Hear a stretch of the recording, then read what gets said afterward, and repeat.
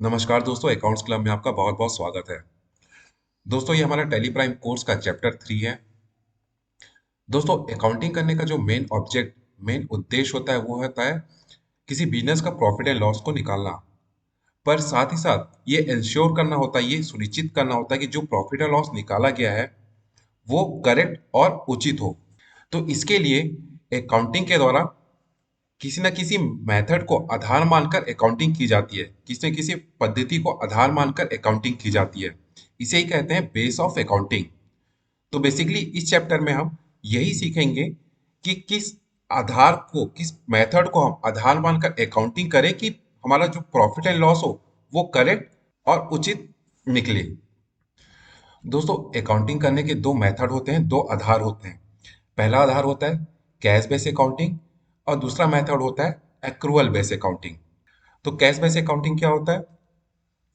Cash base accounting method accounting का वह method है जिसमें लेन देन की एंट्री अकाउंटिंग बुक में कैश के रिसीव होने पर या कैश के पेमेंट करने पर ही की जाती है, ना कि उसके ड्यू होने पर या रिसीवेबल होने पर। तो बेसिकली ये अकाउंटिंग मेथड क्या कहता है? जैसे मान लीजिए आप फाइनेंशियल ईयर 22 और 23 की अकाउंटिंग कर रहे हैं। तो इस मेथड के अनुसार मान लीजिए आप सेल करते हैं 1 फरवरी 2023 को और जिसका पेमेंट हमें रिसीव होता है 10 मई 2023 को। तो कैश बेस अकाउंटिंग मेथड क्या कहता है कि जब आपको कैश रिसीव हो तभी उसकी एंट्री करनी है। तो हमारे इस केस में कैश रिसीव कब हो रहा है? 10 मई 2023 को। जबकि हमारा रिसीवल कब हो चुका था? वो 1 फरवरी 2023 को। तो कैश बेस अकाउंटिंग करता है आपको एंट्री उसकी तभी करनी है जब वो आपको कैश रिसीव हो। तो हमें 10 मई 2023 को एंट्री करेंगे। वैसे ही एक्सपेंस, जैसे कि मान लीजिए आप सैलरी है, सैलरी आप मान लीजिए 31 मार्च 2023 को किसी वर्कर की सैलरी, किसी वर्कर ने आपके पास काम किया तो 31 मार्च 2023 को उसकी सैलरी क्या हो जाएगी? ड्यू हो जाएगी। लेकिन उसका पेमेंट आपने 10 अप्रैल 2023 को किया। तो कैश बेस अकाउंटिंग क्या क्या कहता है? जब आप उसका पेमेंट करेंगे तभी उसका रिकॉर्ड करेंगे। तो इसमें हमें क्या करना होगा? 10 अप्रैल 2023 को रिकॉर्ड करना होगा। जबकि हमारा क्या हो चुका था? 31 मार्च को ही हमारी सैलरी क्या हो चुकी थी? ड्यू हो चुकी थी। तो कैश बेस अकाउंटिंग बेसिकली यही कहता है कि जब भी आपके बिजनेस में कैश आए और जब भी आपके बिजनेस से कैश जाए तभी आपको उसकी एंट्री करनी है, ना कि ड्यू होने पर या रिसीवेबल होने पर। तो इसका जस्ट अपोजिट होता है accrual base accounting. Accrual accounting क्या होता है? उपार्जन आधारित लेखांकन प्रणाली। लेखांकन की वह प्रणाली है जिसमें प्रविष्टि, लेन देन की जो प्रविष्टि होता है लेखा पुस्तकों में अवधि के आधार पर की जाती है। जब वह इनकर्ड हो जाता है, उपार्जित हो जाता है, भले ही कैश में वो हमें मिला हो, भले ही हमने उसका कैश में भुगतान ना किया हो।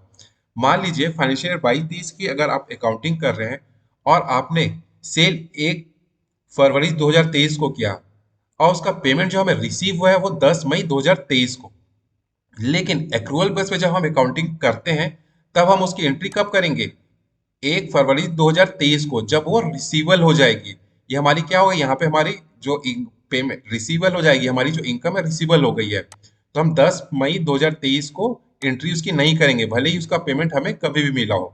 वैसे ही जब एक्सपेंस हमारा ड्यू हो जाएगा, जैसे 31 मार्च 2023 को हमारी कोई सैलरी ड्यू हो गई है, तो इसकी एंट्री हम 31 मार्च 2023 को ही करेंगे, भले ही इसका पेमेंट हमने बाद में किया हो। जैसे कि 10 अप्रैल 2023 को हमने किया तो इसकी एंट्री हम 10 अप्रैल 2023 को नहीं करेंगे।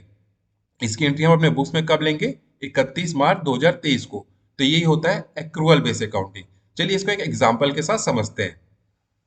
मान लीजिए एक सुरेश नाम का आदमी है जिसके फाइनेंशियल ईयर 22-23 में सेल 10 लाख थी, जिसमें से 3 लाख रुपए उसे अभी तक मिले नहीं है।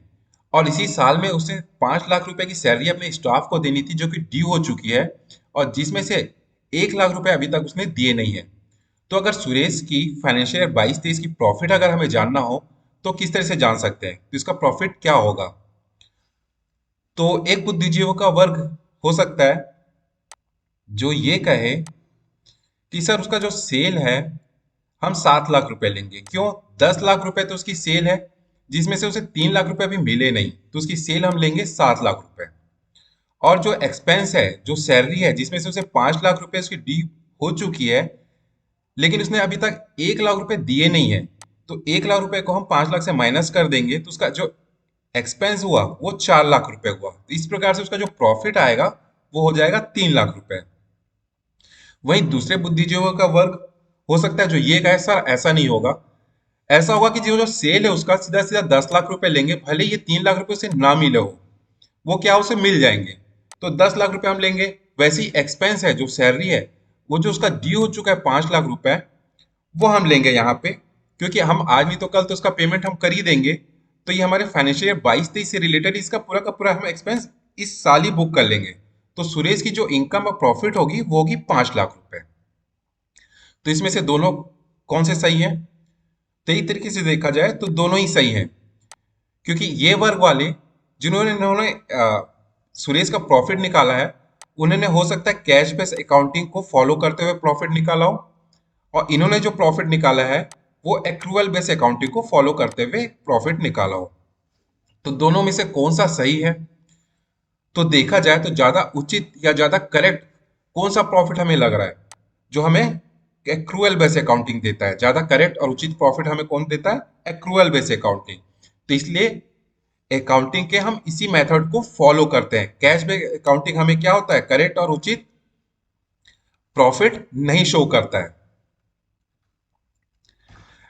कैश बेस अकाउंटिंग को फॉलो कौन करते हैं? नॉर्मली जो छोटे छोटे बिजनेसमैन हो, जहां पे नॉर्मली एकदम छोटा सा मतलब व्यापार हो उनका और सिर्फ कैश में लेन देन होता हो, तो वो लोग क्या करते हैं? कैश बेस अकाउंटिंग फॉलो करते हैं। लेकिन ये कैश बेस अकाउंटिंग को भारतीय कंपनी अधिनियम 1913 द्वारा मान्यता प्रदान नहीं की गई है, इसलिए हम भी कैश बेस अकाउंटिंग को फॉलो नहीं करते। दूसरा होता है मिक्स बेस अकाउंटिंग। देखिए नॉर्मली जो सीए, डॉक्टर और एडवोकेट, इस तरह के जो वकील प्रोफेशनल होते हैं, इनका भी लगभग कैश में ही सारा काम होता है।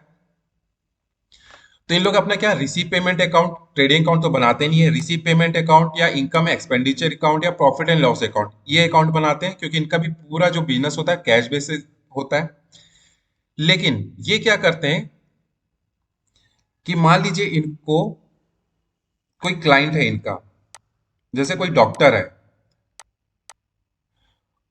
कोई पेशेंट डॉक्टर की क्लिनिक में आया, उसने उससे उसको दवाई दी, जो भी दी, लेकिन उसने पैसे उसको नहीं दिए अभी फीस, वो बोलेंगे मैं अगली बार आऊंगा या जब भी अगले महीने उसको फीस दे दूंगा। तो ये डॉक्टर क्या करेगा? ये फीस आपका यहाँ पे कैश बेस को फॉलो करेगा। जब इनकम उसकी इनकम का टाइम आएगा तो कैश बेस फॉलो करेगा, क्योंकि इसे अभी इनकम तो मिली नहीं है, तो ये क्या करेगा? यहाँ पे कैश बेस फॉलो करेगा। जब इसको ये पेशेंट है इसको फी दे देगा, तब वो उसकी एंट्री करेगा। तो यहाँ पे कैश बेस को फॉलो करेगा इनकम के केस में। ठीक है।